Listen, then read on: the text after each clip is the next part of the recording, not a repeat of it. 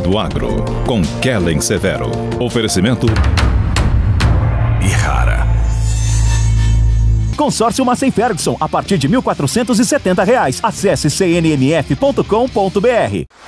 Olá, sejam muito bem-vindos ao Hora H do Agro, um programa onde discutimos e analisamos os temas que mais importam para o agronegócio brasileiro.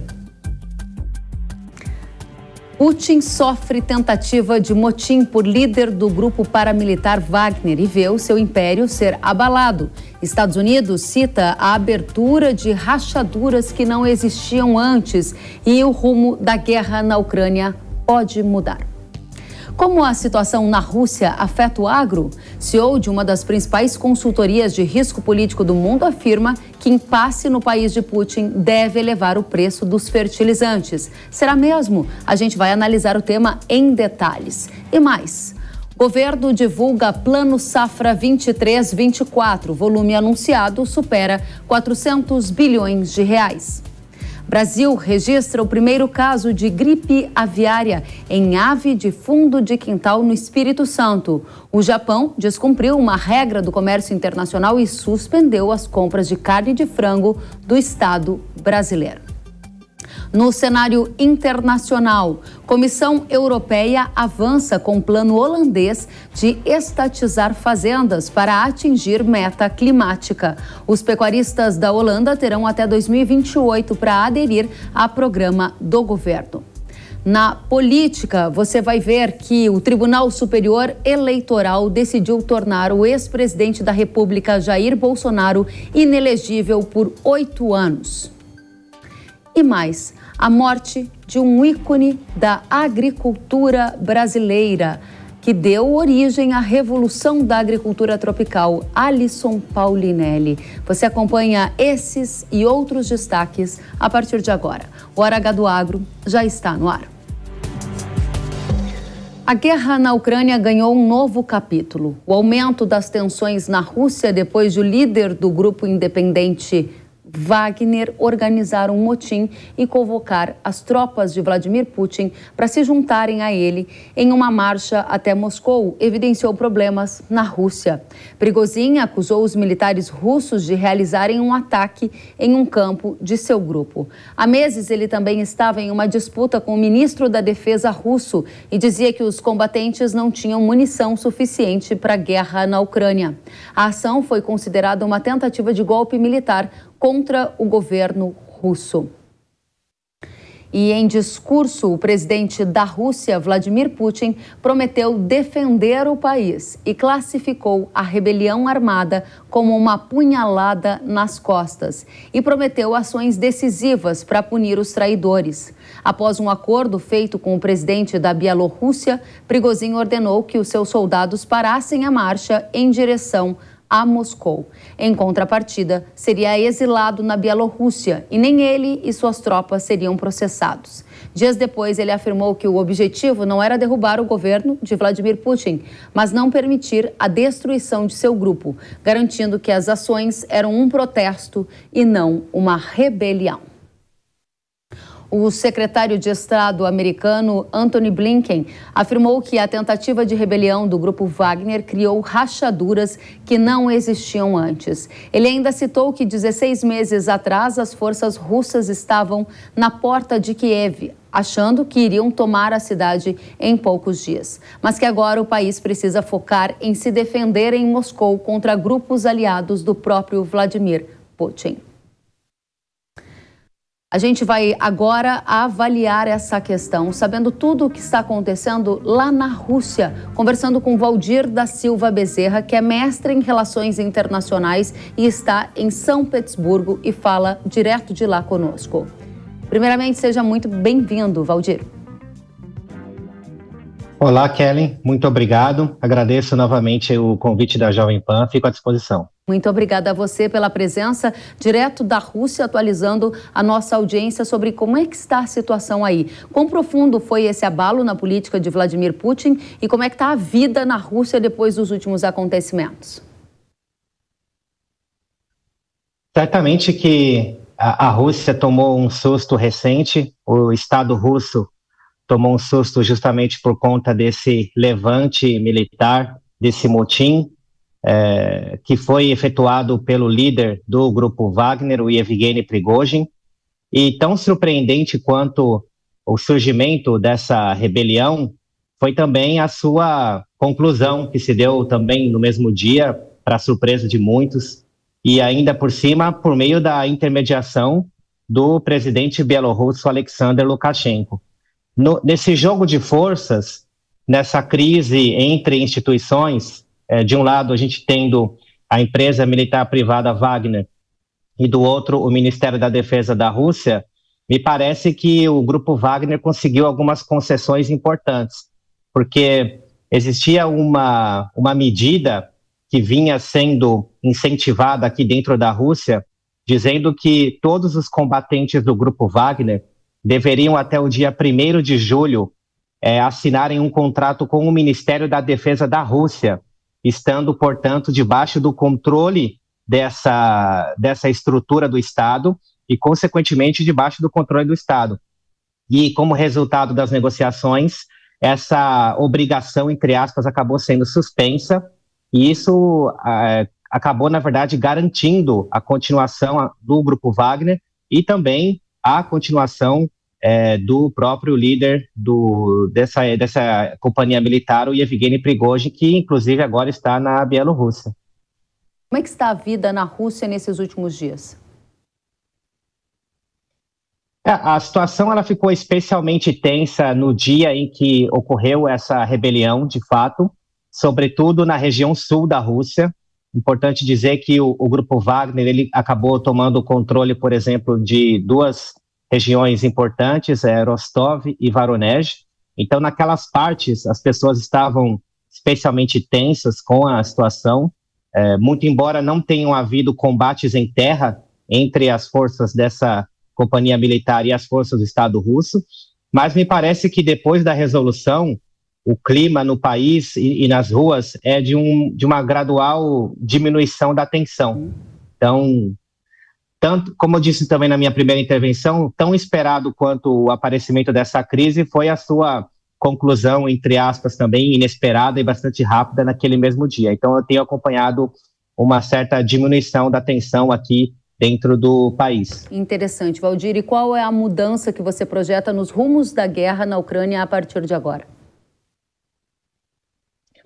Eu acredito que mudanças do ponto de vista territorial a gente não pode esperar. Eu não acho que vale a pena esperar grandes ganhos, tanto do lado ucraniano como do lado russo. O lado russo, inclusive, ele está se defendendo agora, prioritariamente se defendendo.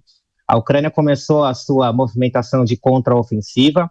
Aqui dentro da Rússia, tem se noticiado que essas manobras ucranianas em diversos pontos do fronte não têm sido exatamente bem sucedidas, mas a gente sabe que a Ucrânia vai continuar recebendo bastante ajuda do Ocidente nos próximos meses, inclusive com promessas de fornecimento de caças americanos F-16.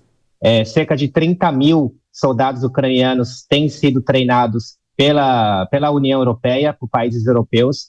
Então, a perspectiva é de uma defesa acirrada da Rússia, dessas posições que ela conquistou dentro do território da Ucrânia, mas sem ganhos significativos, pelo menos nessas primeiras semanas e nesses primeiros dias. Interessante. Diga para a gente sobre a sua visão em relação a impactos para o agro do Brasil. Porque aqui no Brasil a gente está buscando detalhes sobre o mercado de fertilizantes, já que a Rússia é um grande fornecedor para o agronegócio brasileiro. Você tem acompanhado alguma notícia desse mercado, o mercado de adubos por aí? Se a crise política tivesse se instaurado por via do desenvolvimento dessa rebelião militar, acredito que o preço dos produtos exportados da Rússia para o Brasil, sobretudo fertilizantes, poderia sofrer um choque significativo.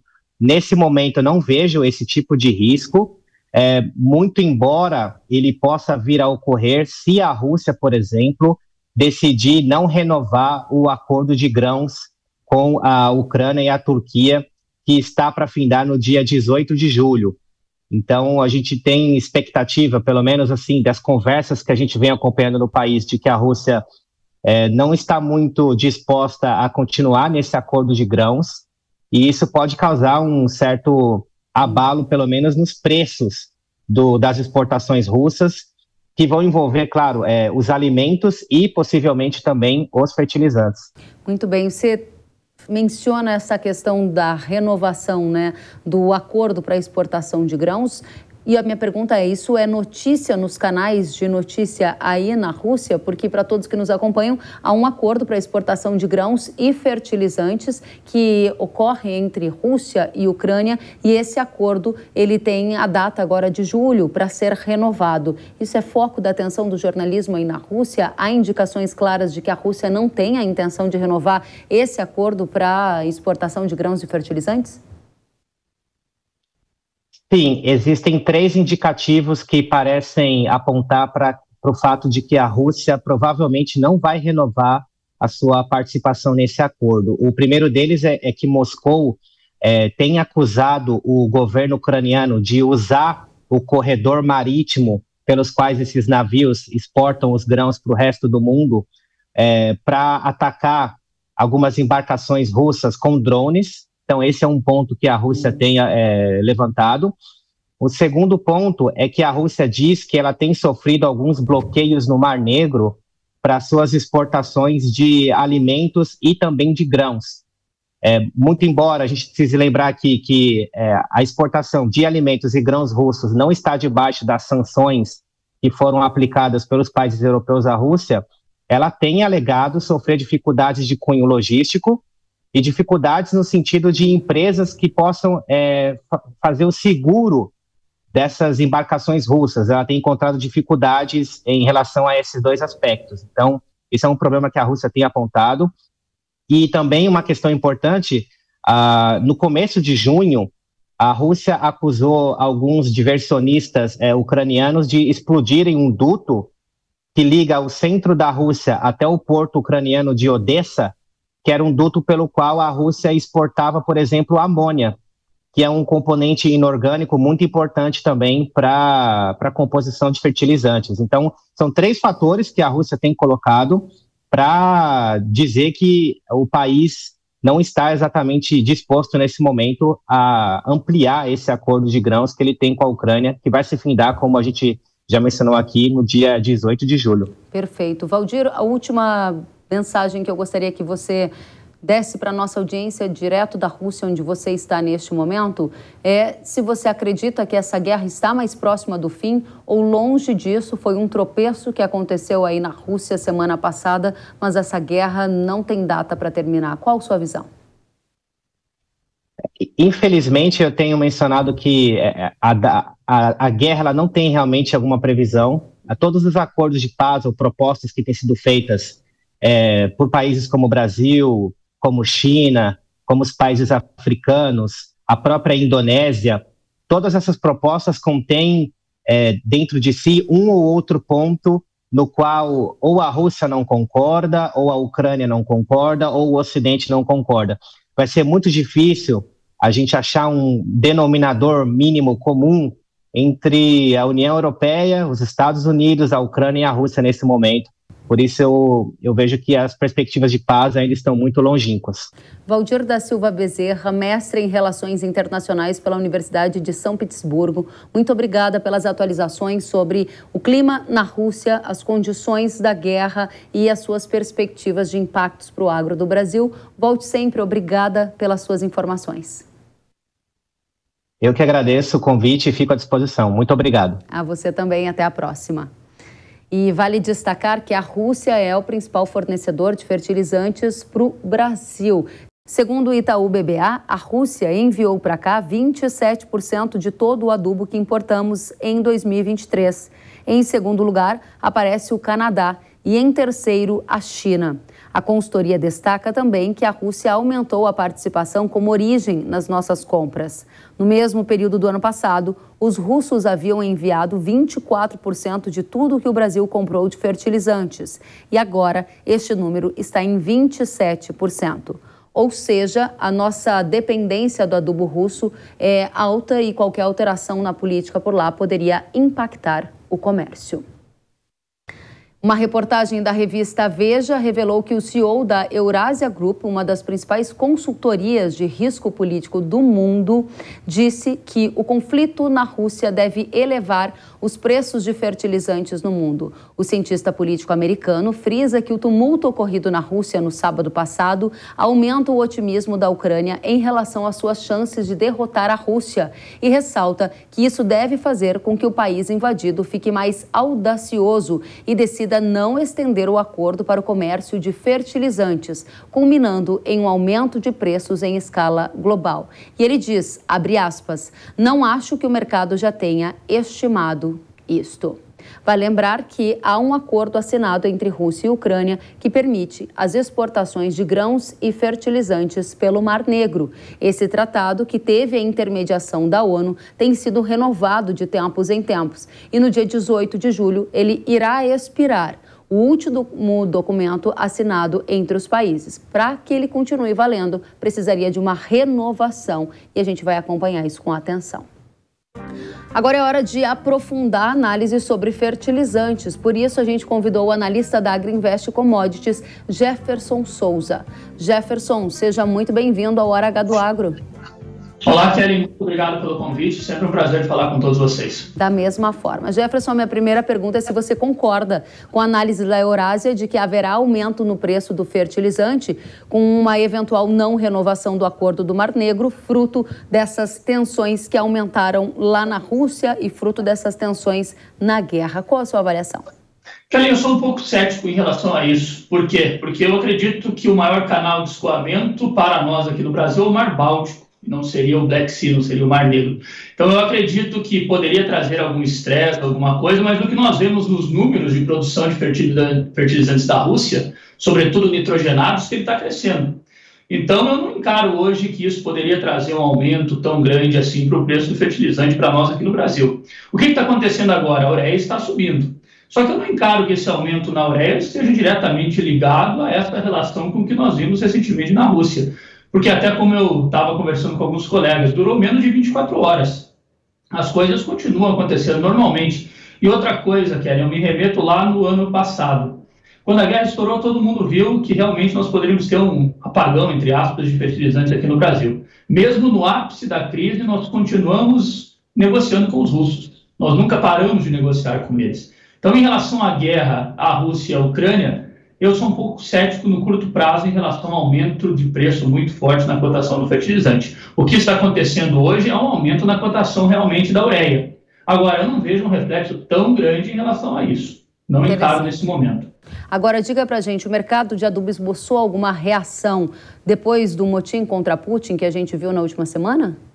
Olha, diretamente eu diria que não, mas a ureia ela subiu. Na minha opinião, não foi ligado a isso propriamente dito. Eu acredito que não está, até porque durou muito pouco, como eu falei para você. Mas o mercado ele ficou naquela expectativa. E até um outro ponto importante, né? Nós temos que pensar que além de fertilizantes, a Rússia também tem uma participação gigantesca nas exportações de trigo. Se você analisar o trigo, ele não esboçou grandes reações também. Lá do fertilizante, a ureia ela está em alta no Brasil. Nós vemos que as empresas aí renovaram 2, 3 vezes as listas, então ela está subindo. Mas eu tenho comigo que esse movimento ele é um pouco exagerado pelo momento. Não posso esquecer que eu tenho ainda uma oferta importante, global, do nitrogenado. A demanda ela não dá grandes sinais de fortalecimento. Então, eu acredito que esse aumento agora, que ele é um aumento forte, ele não deverá durar muito tempo. Nós podemos ver aí, quem sabe, mais para frente, recuando um pouco. Agora, o produtor sempre tem que olhar a relação de troca, né, Kelly? E eu sempre digo o seguinte, nós tivemos recentemente um dado do USDA que ele trouxe aí um corte grande para a área de soja nos Estados Unidos e um aumento para a área de milho. Isso traz uma pressão de queda forte para a cotação do milho na Bolsa de Chicago. Isso me deixa mais preocupado. Agora, só para a gente fechar essa primeira rodada aqui, você diz que não enxerga uma tendência altista de fertilizante em função do último evento que aconteceu na Rússia e de uma não renovação do acordo de grãos e fertilizantes. Disse ainda que depois do motim lá de Prigozhin contra Putin, o mercado de fertilizantes se mostrou calmo, à exceção da ureia. Mas eu gostaria só que você enfatizasse qual foi a alta observada da ureia nesses últimos dias e se há uma relação ou não com esse evento da Rússia para que a gente projete. A ureia vai continuar subindo e vai também os demais fertilizantes ou não? Para fechar esse primeiro quadro, Jefferson. Eu considero 25, 20 dólares de aumento nessa semana e eu não encaro como reflexo desse evento que aconteceu na Rússia. Na minha opinião, não está ligado a isso, está ligado a uma outra conjuntura que nós já estávamos vendo. O mercado ficou um pouco apreensivo, mas eu não encaro esse aumento com esse último acontecimento, até porque ele foi muito rápido. Então eu não vejo isso alterando no momento. Muito bem. E diga pra gente, o Brasil está com estoques confortáveis de fertilizante? De quanto? Porque a gente quer saber se isso dá alívio aos produtores e isso explica parte também do atraso nas compras observados até agora. Como é que estão os estoques?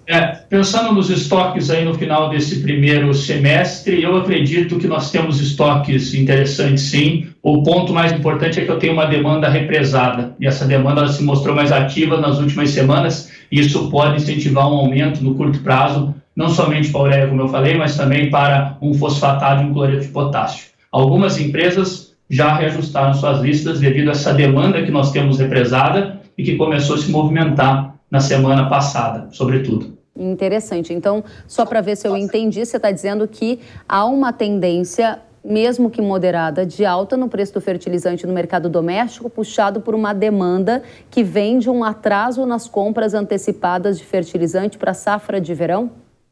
Exatamente isso, Kelly. Nós temos um estado como o Rio Grande do Sul que está bem atrasado e nas últimas semanas nós vimos ele movimentando mais.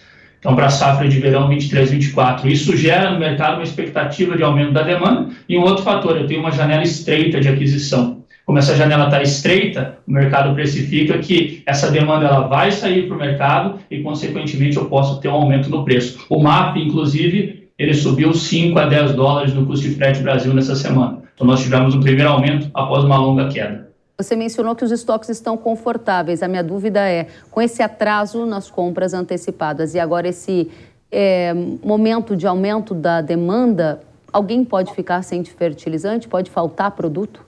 Eu acredito que não, Karen. Faltar não, eu acho que não falta produto. O ponto é assim, às vezes o produtor quer alguma coisa mais específica. Aí é uma outra história. Nós já sentimos que alguns produtos mais específicos podem ter uma dificuldade o produtor encontrar no momento que ele quer. Agora, eu falar que vai faltar, eu não encaro esse quadro hoje. Agora, produtos específicos, nós já sentimos que, em alguns casos, o produtor tem dificuldade de encontrar, mas ele pode substituir por outro. Essa é a grande questão. Ano passado, nós não tínhamos essa certeza, né? Nós pensávamos que ia faltar realmente. Esse ano, não. É algo totalmente diferente do que eu tinha no passado. Muito bem. E agora, a última questão. Diante desse aquecimento na demanda, atraso nas compras antecipadas, vem um potencial risco logístico. A pergunta é, qual é o tamanho do problema logístico que pode haver, se você acredita que vai acontecer para a safra verão?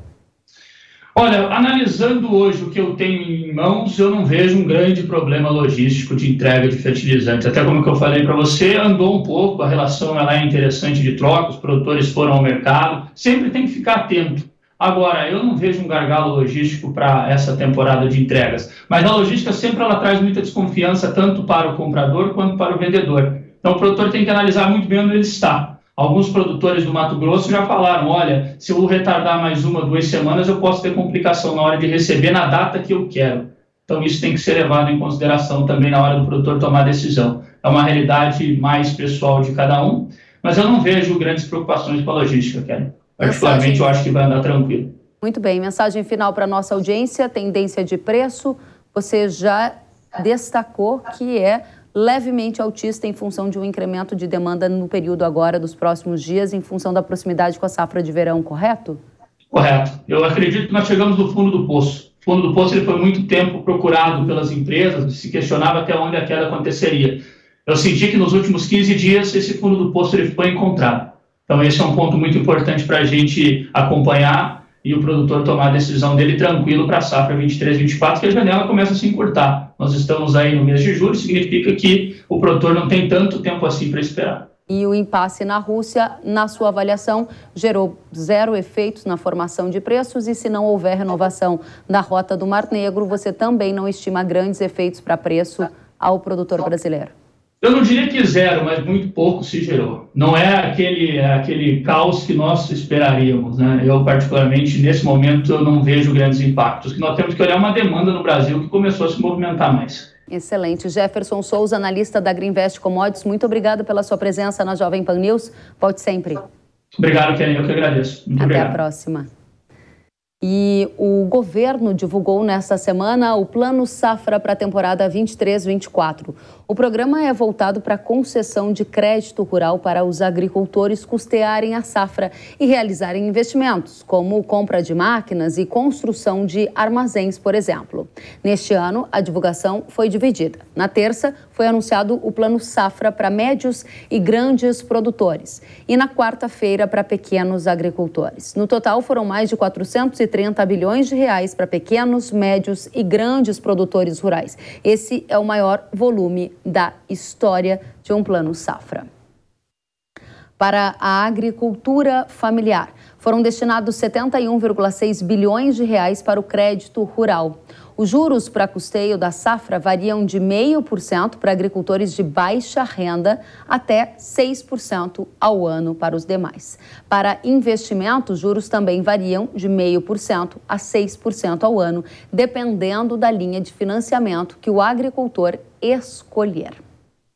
Já para médios e grandes agricultores, a gente tem mais detalhes. Foram disponibilizados 364 milhões de reais. No custeio, os médios produtores terão juros de 8% ao ano e os grandes de 12%. Já as linhas de investimento irão variar de 7% a 12,5%. Foi anunciada a possibilidade de redução de juros para aqueles que comprovarem práticas sustentáveis, mas o tema ainda precisará de regulamentação.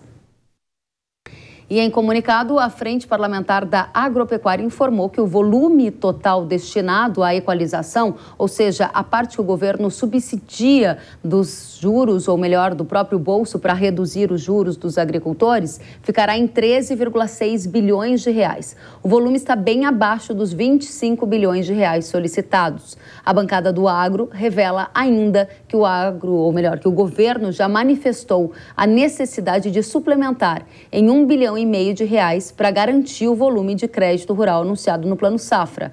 Isso quer dizer, na prática, que agricultores que forem aos bancos a partir de 1º de julho podem não encontrar o recurso com a taxa de juros subsidiada em função dessa dificuldade orçamentária. A Confederação da Agricultura e Pecuária do Brasil disse que esse volume de recursos é um dos maiores da história. Vamos conferir. Entendeu na questão do volume de recursos. O volume de recursos ele veio até maior do que a gente estava esperando. Pelos cálculos da CNA, a gente esperava a proposta em torno de 403 bi e veio em torno de 430 somando as duas, da empresarial e da agricultura familiar. Imaginávamos que teríamos taxas reduzidas de juros, principalmente porque há uma previsão de queda na Selic. Isso não aconteceu na agricultura empresarial, porém na agricultura familiar houve essa queda, pequeno, 1 ponto percentual, mas houve. Então, acho que isso é um ponto positivo. Agora, eu acho que o grande desafio que nós temos é realmente se esse plano vai se manter em pé. Se o que foi anunciado realmente vai ser cumprido.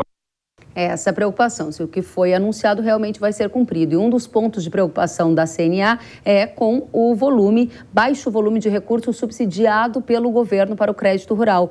A CNA projeta que vai ser necessário mais suplementações de recurso ao longo do tempo. Vamos acompanhar. Então, o governo já falou ontem que eles vão pedir 1,5 bi, vão mandar para a Câmara para aprovação desse PL. A gente vai fazer a gestão junto com a FPA para ser aprovado o mais rápido possível, para que já a partir da primeira semana de julho, você já tenha recursos disponíveis a taxas subsidiadas.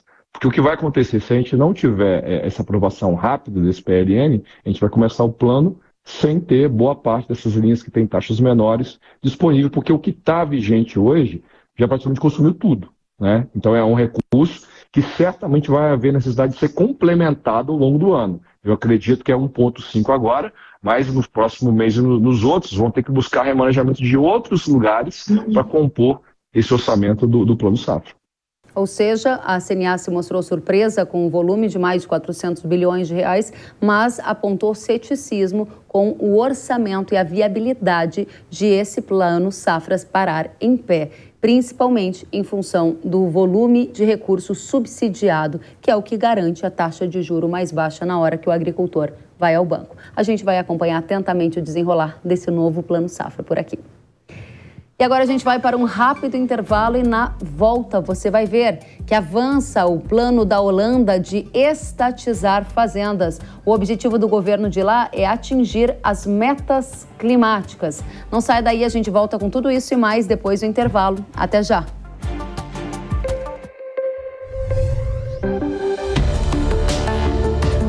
O agro, setor que movimenta a economia brasileira, gerando renda, emprego e oportunidades para toda a população. Hora H do Agro, com Kellen Severo. Precisando de uma nova máquina para aumentar a sua produtividade? Aqui no Consórcio Nacional Massey Ferguson lançamos o Grupo 377. Com ele vem vários benefícios exclusivos para você, como planos em até 10 anos para pagar, sem juros, sem taxa de adesão e parcelas reduzidas a partir de R$ 1.470. Aproveite e procure a rede de concessionárias Massey Ferguson. Quer saber mais? Acesse www.cnmf.com.br ou entre em contato pelo WhatsApp 11 9 3016 0316. Sabia que o Brasil é um dos maiores produtores de soja e milho no mundo? Esse mercado movimenta mais de 70 bilhões de dólares anualmente e tem muitas oportunidades. Com o curso de comercialização de soja e milho da NIL, você aprende a negociar preços em bolsas internacionais e proteger seu capital. O professor João Birkan tem mais de 60 anos de experiência e vai te ensinar como ganhar dinheiro no agronegócio. Garantir uma taxa melhor do dólar para daqui a 12 meses. Esse curso é ideal para você que quer trabalhar com trading de soja e milho no mercado financeiro e para você que é produtor e quer potencializar os lucros com sua safra. Ingresse no setor que mais cresce no Brasil. Acesse nilcursos.com.br e inscreva-se.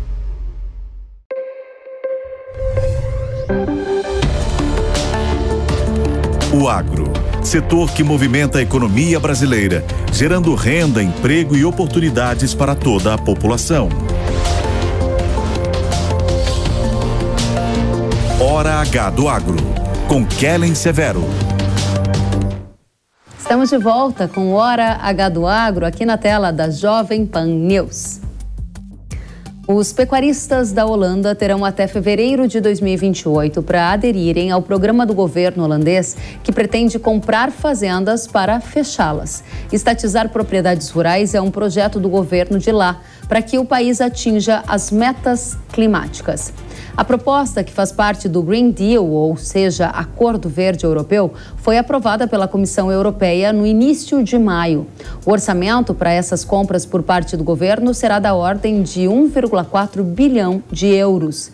Pequenos e médios criadores de gado de corte e leite, suínos e aves poderão aderir ao programa de forma voluntária. Para participar, a propriedade deverá exceder um nível mínimo de emissão de nitrogênio por ano. Pelo fechamento dessas fazendas, o governo irá compensar em até 120% as perdas sofridas desses pecuaristas. Em documento, a Comissão Europeia afirma que o auxílio facilita o encerramento de determinados locais a favor do desenvolvimento sustentável e ecológico da pecuária. Afirma ainda que o plano é necessário e adequado para melhorar as condições ambientais das áreas visadas e permitir uma produção de alta qualidade, sustentável e ambientalmente correta. A gente vai analisar esse tema direto lá da Europa, onde está o coordenador do Observatório de Bioeconomia da Fundação Getúlio Vargas, Daniel Vargas. Seja muito bem-vindo, professor. Olá, Kelly. É um prazer voltar a falar com vocês. Da mesma forma, professor, muito obrigada pela presença. E a minha primeira pergunta é: o governo da Holanda avançou, então, na direção de fechar fazendas. O Estado comprará as fazendas para elas deixarem de produzir. É essa a ideia que o senhor percebeu também nesse documento? Olha, é o desdobramento de um processo que começou há algum tempo, com uma proposta que foi encaminhada já há alguns meses e que agora, de alguma maneira, dá um passo mais concreto, não é? De sinalizar como o governo pretende compensar aqueles produtores que, de alguma maneira, decidam voluntariamente abrir mão da sua propriedade de produzir. Mas é importante entender o seguinte, Kelly, No meio desse processo, algo muito significativo aconteceu. Houve a eleição para o Senado holandês, que tem muitos poderes no país. Um partido novo foi criado, que tem como bandeira a defesa dos interesses dos produtores rurais da Holanda contra o avanço de políticas muitas vezes pouco cautelosas ou talvez pouco flexíveis de ambição ambiental. E contra essas políticas agora, o governo holandês terá que negociar com o partido que se tornou o maior partido do Senado holandês. Então, a figura, digamos assim, mudou um pouco nos últimos meses e certamente terão novos capítulos nessa história. O senhor acha, então, que com essa eleição no Senado e a representação de agricultores holandeses, esse plano do governo de estatizar fazendas na Holanda pode não avançar? Eu acho que existe uma possibilidade real de que isso não avance. O que nós temos visto na Holanda e também em outras partes do continente europeu é que a cada passo de acusação ou de ataque radical contra a produção de alimentos, como se ela fosse um problema em si, reações e respostas mais contundentes surgem no sentido contrário. E a última dessas reações foi, de fato, uma sinalização muito forte do grupo de produtores de alimento de que essa agenda ambiental, que chega como um atropelo, sem reconhecer as realidades culturais locais, as exigências, as demandas de produção de alimentos, a história de sucesso econômico, no caso da Holanda, em um país que tem, hoje, muito embora um território pequeno, é o segundo maior exportador de alimentos do mundo. Essa tendência de chegar com tudo, sem reconhecer, negociar e transigir, me parece que não terá uma vida fácil nos próximos meses, nem na Holanda e cada vez menos em outros países da Europa. Muito bem, e essa agenda verde para limitar a emissão de gases, ela está mirando vários setores da economia ou principalmente a produção agropecuária, que há pouco o senhor dizia que já está articulando respostas na mesma dimensão, só que em direção contrária, né? Sim, é verdade. Olha, no papel é uma transição de um continente que envolve mudanças no setor de energia, que envolve mudanças no setor de transportes e também no setor de alimentos ou no uso da terra.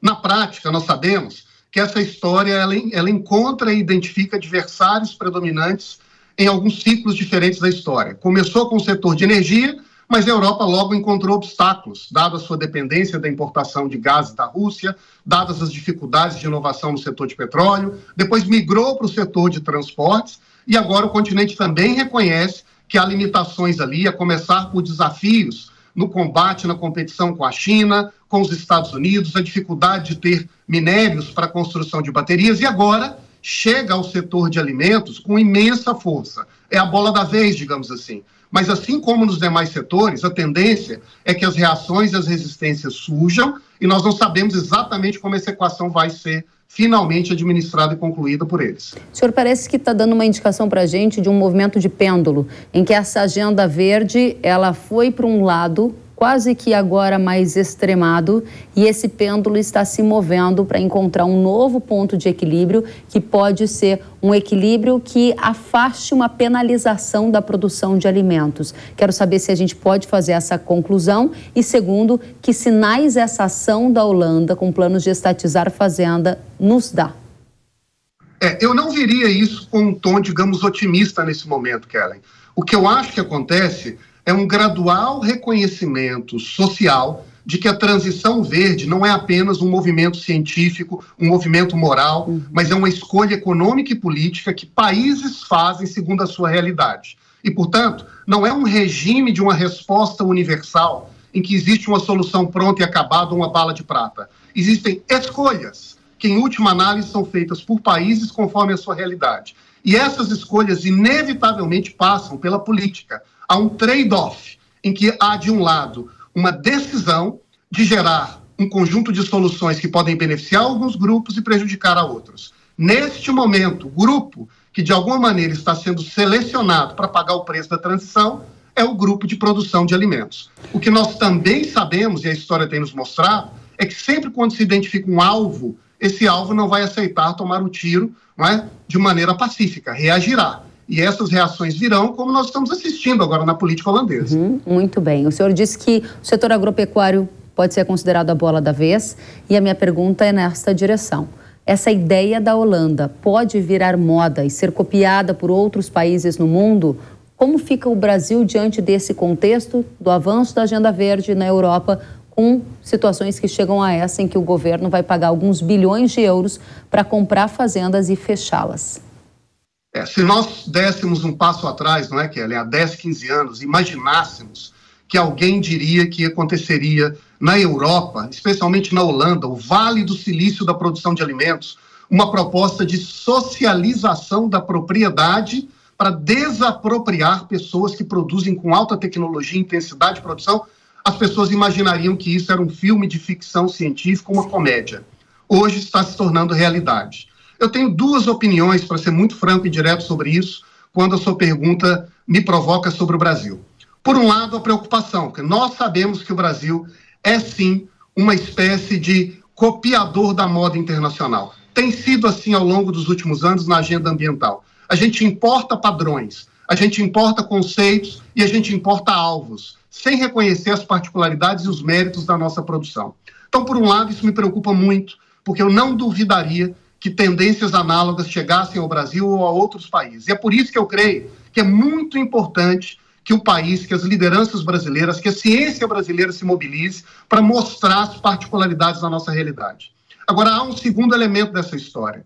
Eu creio que a maneira como cada país conduzirá a sua transição deve ser uma decisão soberana de cada país segundo as suas realidades. E aí os holandeses que me perdoem, se eles querem seguir essa direção, muito boa sorte para eles. Eu acho que o Brasil não deve seguir essa tendência. Nós temos uma outra realidade, temos outros problemas e temos um agro com a capacidade produtiva de sustentabilidade que é hoje incomparável no planeta. Excelentes colocações, professor Daniel Vargas, que é coordenador do Observatório de Bioeconomia da Fundação Getúlio Vargas e traz as informações para a gente atualizadas direto da Europa, onde está nesse momento. Boa viagem, professor. Volte sempre. O senhor é muito bem-vindo. Obrigado. É um prazer falar com vocês sempre, Kelly. Obrigada, igualmente. E nesta semana, o Japão suspendeu temporariamente a compra de carne de frango do Espírito Santo aqui no Brasil, do estado do Espírito Santo. Essa restrição ela acontece depois do estado registrar um caso de gripe aviária em uma ave de fundo de quintal, utilizada para subsistência. Essa é a primeira vez que o Brasil registra uma doença em uma ave de fundo de quintal, já que os outros casos foram encontrados em aves silvestres.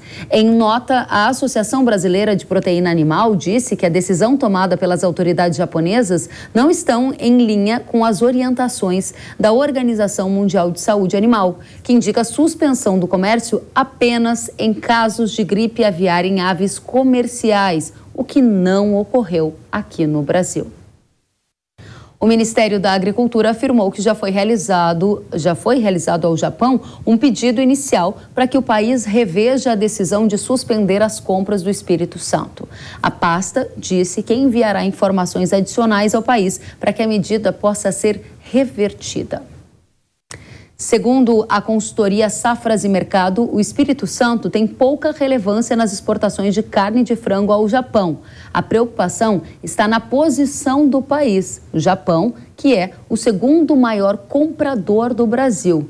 Caso estados relevantes na produção de frango também registrem focos da doença em aves de fundo de quintal. Vamos conferir a análise da Safras e Mercado. O Espírito Santo não é um relevante exportador de carne de frango com destino ao Japão. O que nos preocupa aqui no Safras e Mercado é basicamente a possibilidade do Japão tomar uma medida semelhante caso aves de subsistência apresentem problemas em mercados como Paraná, Santa Catarina, enfim, esses sim estados mais relevantes em termos de venda com destino ao mercado japonês. Outro aspecto é que o Japão também pode acabar influenciando a decisão de outros países. E neste mapa que você vai acompanhar pela televisão, para quem nos assiste pela televisão, é possível ver que o maior número de casos da gripe aviária aqui no Brasil ocorre em áreas no litoral, indicado nos pontos em vermelho. Em amarelo estão as investigações em andamento e em cinza os casos já descartados. De acordo com o Ministério da Agricultura, o Brasil possui 52 confirmações de casos de gripe aviária em aves silvestres até o momento e um caso em ave de subsistência, ou seja, ave de fundo de quintal. O primeiro foco da doença ocorreu em 15 de maio deste ano e desde então mais de 1.400 investigações já foram realizadas aqui no país. É hora da gente olhar para o futuro e entender as projeções para o mercado de proteína animal, ou seja, não só para a avicultura, mas também para a suinocultura, bovinocultura, com esse novo cenário que se desenha a partir da decisão do Japão de suspender compras do estado do Espírito Santo. Para essa conversa, a gente vai receber a Ana Lenati, que é estrategista-chefe da Germinari, consultoria de gestão de risco agropecuário. Ana, seja muito bem-vinda. Obrigada, Kelly. Primeira pergunta que eu gostaria de fazer é qual o risco de outros países seguirem a decisão do Japão e também suspenderem a compra de carne de frango de estados brasileiros que registrem eventualmente um foco de gripe aviária em aves de fundo de quintal? Isso que eu acho que é o mais preocupante para todos nós, né? O Japão, ele costuma ser um mercado muito, digamos, formador de opinião em termos de qualidade, né? Um mercado bastante exigente.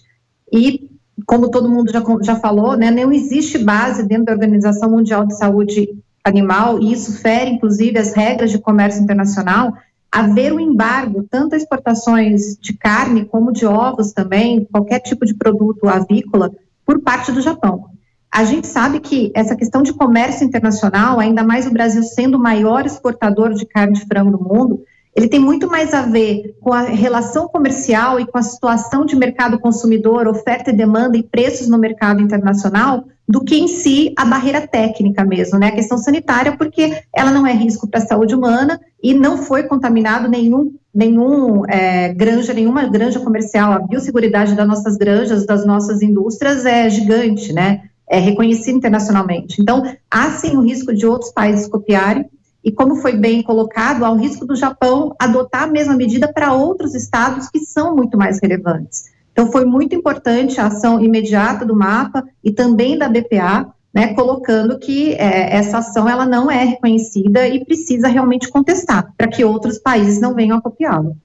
E na sua visão, vai haver então um efeito na formação de preço de proteína aqui no país? Proteína é ave, é suíno, é bovino, é ovos? Se sim, de qual magnitude? Porque a gente pode ter um efeito de contágio, né? Se sobrar mais carne eventualmente aqui no mercado brasileiro. Exatamente. De maneira imediata, como a gente, né, não vê de imediato os contratos sendo suspensos ou renegociados, o que a gente vê é até um movimento natural de mercado. A gente vê o real se valorizando frente ao dólar, então você tem o mercado internacional tentando renegociar preços de contratos.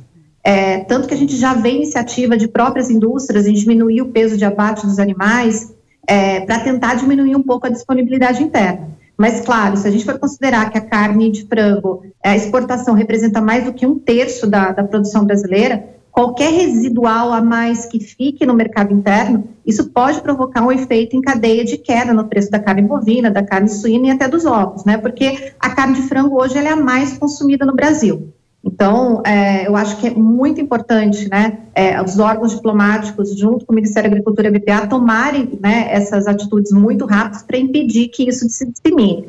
Hoje, nossos maiores compradores, né, estão no Oriente Médio. China também é um grande consumidor tanto de carne de frango, carne bovina e suína do Brasil. Então, acho que é importante trabalhar junto a essas representações diplomáticas, né, para alinhar que realmente isso fere as regras do comércio internacional e que não há justificativa para qualquer tipo de embargo. A sua visão é que pode haver uma crise no setor de proteína animal no Brasil num curto prazo? No curto prazo, eu acredito que não, Kelly. A gente está passando agora, né, pelo inverno no Brasil, quer dizer, começou o inverno, as aves migratórias elas estão indo, porque, né, como você bem mostrou no mapa, os casos são no litorais, são aves silvestres que são aves migratórias, então elas saem agora do Brasil, começam a migrar para as regiões mais quentes. Então, eu acredito que agora, né, no curto prazo, a gente não tem risco de crise, até porque a gente está com status, né, de emergência sanitária, então toda a parte de visitação à granja está limitada, mas a gente não pode descartar esse risco para quando for o hemisfério norte começar no inverno, essas aves começarem a voltar. Uhum. Então, é muito importante manter, né, essa emergência sanitária, todas as ações de biosseguridade que a gente está tomando e, de novo, né, reforçar corpo a corpo diplomático para evitar qualquer ação que não seja resguardada tecnicamente. Ana, última pergunta, por que esses casos ainda estão sendo registrados no Brasil? Estamos no fim de junho, você mencionou inverno e eu lembro do governo dizer que o pico de maior risco para a doença era entre abril e maio. Sim, é porque sempre fica uma ave ou outra para trás, né? Primeiro que esses, como né, a gente chama esses bandos de aves, eles não migram totalmente regular, ficam algumas aves para trás e acabam contaminando até aves que são nativas e que não são necessariamente migratórias. É por isso que a gente vem reforçando desde que o primeiro caso foi identificado no Brasil, o cuidado, né, com essas propriedades que têm, às vezes não são nem aves de subsistência, são aves ornamentais, mas que ficam no fundo do quintal, porque essas aves elas não estão no ambiente telado, não estão no ambiente isolado e elas podem se contaminar. E isso acaba afetando toda uma atividade que é muito importante para o PIB brasileiro. Né? Última questão, não há risco para o consumidor brasileiro. Não há risco nenhum para o consumidor brasileiro, né? De novo, né, você tendo, sabendo a procedência da carne, seja uma carne inspecionada, em que você sabe que foi, né, colocado todo o cuidado, a biosseguridade naquela produção, realmente não tem problema nenhum para o consumidor. Isso tanto para a carne de frango quanto para os ovos também. Você só precisa saber da procedência. Por isso, né, dá preferência para a produção regulamentada e fiscalizada. Muito bem. Ana Lenati, estrategista-chefe da Germinari, consultoria de gestão de risco agropecuária. Obrigada pelos esclarecimentos aqui na Jovem Pan News. Até a próxima. Até a próxima. Obrigada. Tchau, tchau. Até mais. Tchau, tchau. E agora a gente vai para a hora do manejo. Dicas importantes para você e atualizações para a cultura da soja. Você sabe que a ferrugem asiática da soja é um dos principais problemas da agricultura brasileira. Ela afeta a cultura em todas as áreas produtivas do país e impacta negativamente a produtividade e a rentabilidade do agricultor.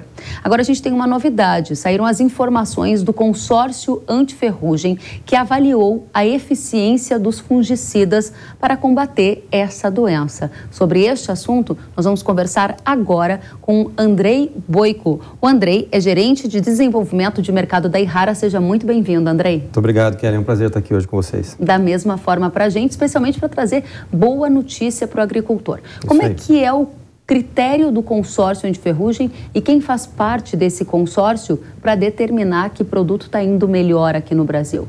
O consórcio anti-ferrugem, ele tem um papel muito importante na agricultura brasileira. Ele foi criado há mais ou menos 20 anos, quando surgiu a ferrugem asiática da soja no Brasil, que é uma doença altamente destrutiva e que pode levar a perdas de até 90% da produtividade de uma lavoura. O consórcio anti-ferrugem é a reunião dos principais pesquisadores do Brasil em agricultura. São empresas públicas e privadas, da qual, por exemplo, faz parte a Embrapa, que é uma instituição de renome nacional.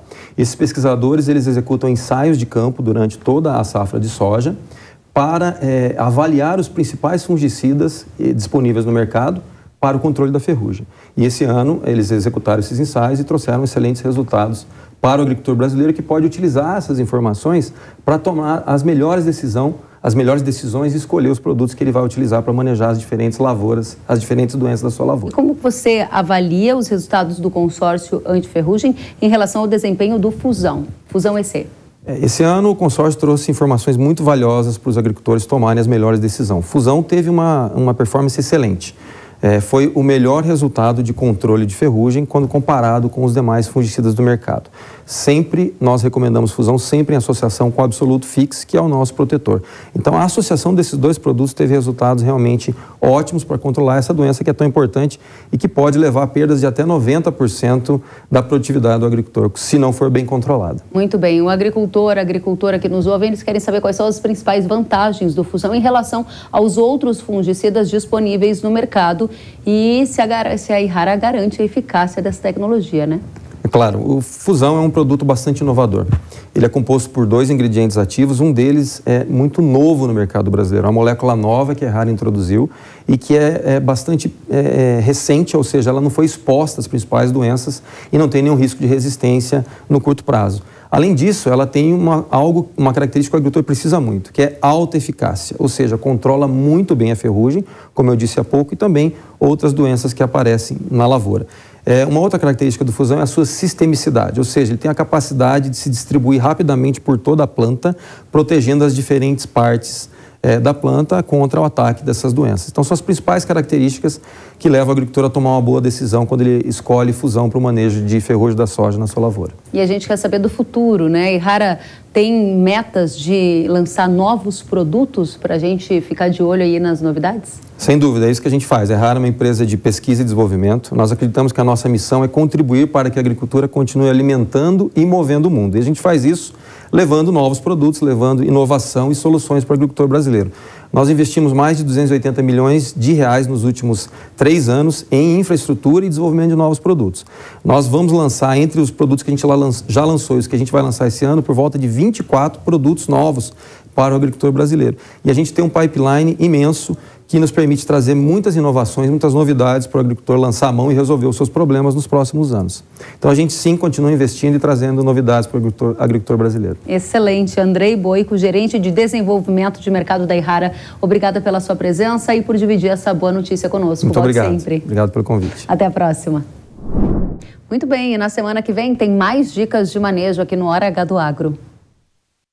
O Tribunal Superior Eleitoral decidiu tornar o ex-presidente da República, Jair Bolsonaro, inelegível por 8 anos. A avaliação do colegiado, conforme o voto do relator, é a de que Bolsonaro usou o cargo para espalhar desinformação sobre o sistema eletrônico de votação.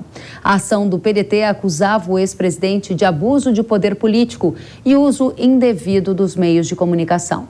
Vale relembrar que Bolsonaro teve maioria dos votos nas eleições de 2022 em vários estados com forte perfil agrícola, como é o caso, por exemplo, de Mato Grosso do Sul, Paraná e Santa Catarina.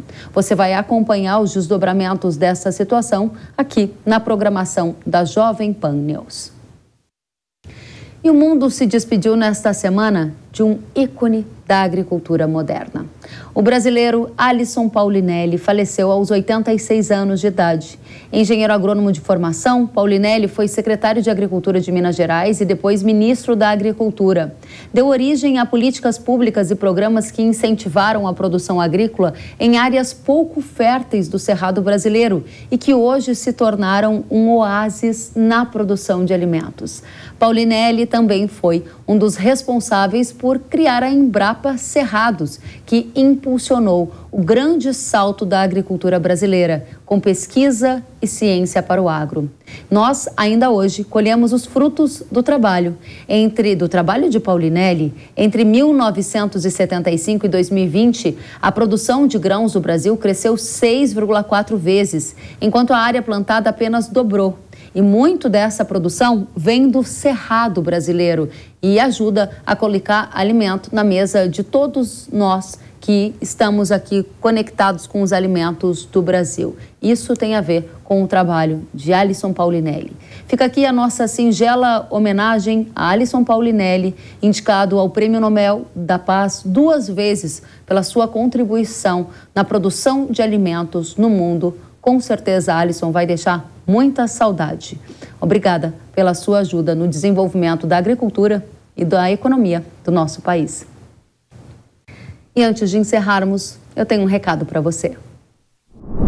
O controle da ferrugem asiática na soja tem a solução certa. Fusão mais Absolute Fix é imbatível. O melhor manejo do Brasil apresentado pelo consórcio anti-ferrugem 2023 é da Yara. Fusão mais Absolute Fix demonstrou um desempenho excepcional, superando todos os concorrentes e alcançando o mais alto percentual de controle da doença. Quer tornar a sua lavoura líder em produtividade também? Acesse yara.com.br ou acesse o QR Code na sua tela e saiba mais sobre fusão.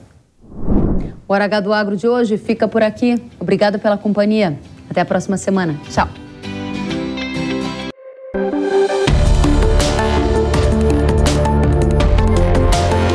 Hora H do Agro, com Kellen Severo. Oferecimento Yara. Consórcio Massey Ferguson, a partir de R$ 1.470. Acesse cnmf.com.br. Realização Jovem Pan News.